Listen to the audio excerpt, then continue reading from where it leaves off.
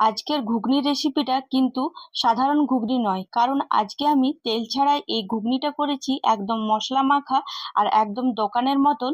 তো বিশ্বাস হলো না তো তো প্রথম থেকে দেখুন, তাহলেই বুঝতে পারবেন কিভাবে আপনারা দোকানের মতন স্বাদ দেয় বাড়িতে পাবেন, আর তেল ছাড়াই। কিন্তু প্রথমেই এখানে আমি 1 কাপ মটরকে রাতভর ভিজিয়ে রেখেছিলাম।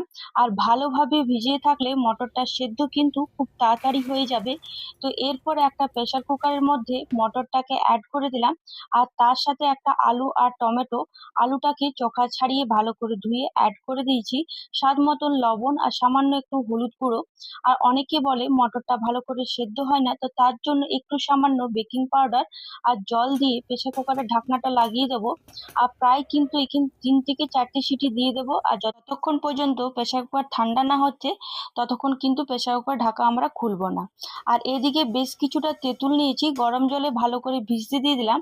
আর এদিকে একটা ভাজা মশলা করব, তো তার জন্য 1 চামচ গোটা জিরে, 1 চামচ গোটা ধনে, 2টো শুকনো লঙ্কা, 4-5টে মতন গোলমরিচকে ভালো করে ভেজে তারপর ড্রাই রোস্ট করে নেব। আর এরপর তাকে মটরটা সেদ্ধ হতে থাক, বাকি কাজগুলোও করে নিচ্ছি। তো তার জন্য এখানে একটা মিডিয়াম সাইজের পেঁয়াজকে বেশ একদম ছোট ছোট করে কুচিয়ে নেব।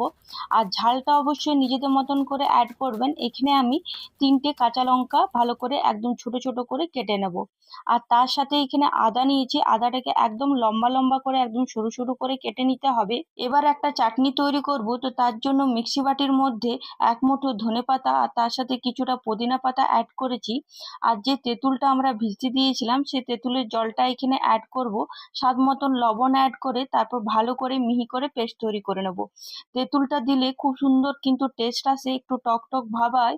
আর পুদিনা পাতার খুব সুন্দর কিন্তু গন্ধ বেরোয়। তা একবার অবশ্যই এই চাটনিটা করে দেখবেন, খেতে কিন্তু দুর্দান্ত লাগবে। এখানে চাটনিটা আমার পুরোপুরি তৈরি হয়ে গেছে। আর এদিকে প্রেসার কুকার পুরোপুরি ঠান্ডা হয়ে যাওয়ার পর আমি এখানে প্রেসার কুকারের ঢাকনাটা খুলে নিলাম। আর আলুটা আমি তুলে একটা পাত্রে রেখে নিলাম। এরপর যে টমেটোটা ছিল, সেই টমেটোটাকে ভালো করে ম্যাশ করে নেব। আর এখানে আপনাদেরকে দেখিয়ে দিচ্ছি মটরটা কত সুন্দরভাবে একদম সেদ্ধ হয়ে গেছে। খুব গলে যায়নি, কিন্তু ঠিকভাবে কিন্তু মটরটা আমাদের সেদ্ধ হয়ে গেছে। টমেটোর চোখা ছাড়িয়ে পরে তারপর টমেটোটাকে ভালো করে আমাদেরকে ম্যাশ করে নিতে হবে। আর যে সেদ্ধ আলুটা ছিল, সেটা একটা টমেটো ম্যাশারের সাহায্যে ভালোভাবে ম্যাশ করে নেব। আপনারা চাইলে এখানে কিন্তু একটা গ্রেটারের সাহায্যে কিন্তু গ্রেট করে তারপর কিন্তু করতে পারেন।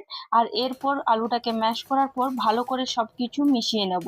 আর দেখুন, এখানে পর্যন্ত আমি এখনো একটু তেল ইউজ করিনি। তেল ছাড়াই এত সুন্দর একটা দুর্দান্ত ঘুগনি রেসিপি তৈরি করে ফেলবেন, যে একদম দোকানের স্বাদের মতনই লাগবে।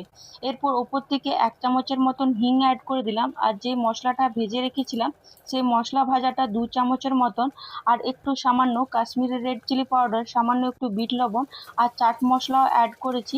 এরপর গ্যাসের আঁচটা একদম লো করে সবকিছু ভালো করে মিশিয়ে নেব। আর এই ঘুগনির স্বাদটাই হলো ভাজা মশলার জন্য। তো অবশ্যই ভাজা মশলাটা স্কিপ করবেন না।